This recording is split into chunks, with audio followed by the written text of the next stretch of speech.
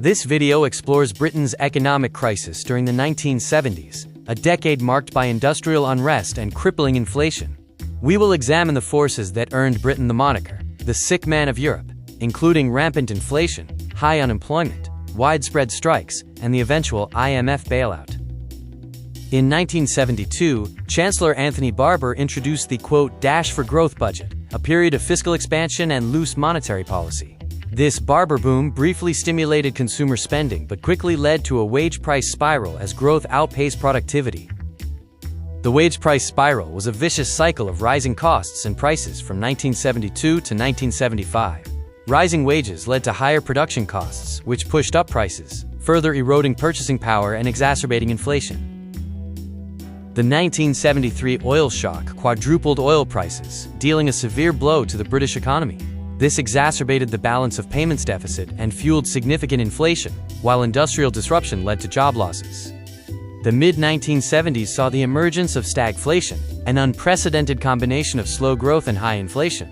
Inflation soared to 24.2% in 1975, while GDP growth turned negative, challenging traditional economic understanding. Trade unions wielded significant influence, escalating industrial disputes throughout the decade. In 1972, 23.9 million working days were lost, prompting Prime Minister Edward Heath to famously ask, "Who governs Britain?"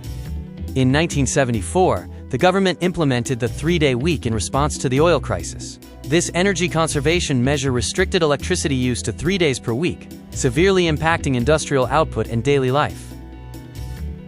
By 1976, high inflation and deficits drove a severe sterling crisis, with the pound reaching a record low. Britain was forced to request a $3.9 billion IMF bailout, which was widely perceived as a national humiliation.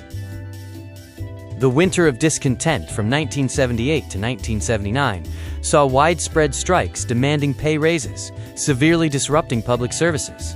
Piles of uncollected rubbish and reduced hospital services highlighted the government's inability to manage industrial relations. The economic turmoil of the 1970s led to the end of the Keynesian consensus. This ideological shift paved the way for Margaret Thatcher's victory in 1979 and the rise of neoliberalism, fundamentally reshaping Britain's economic landscape.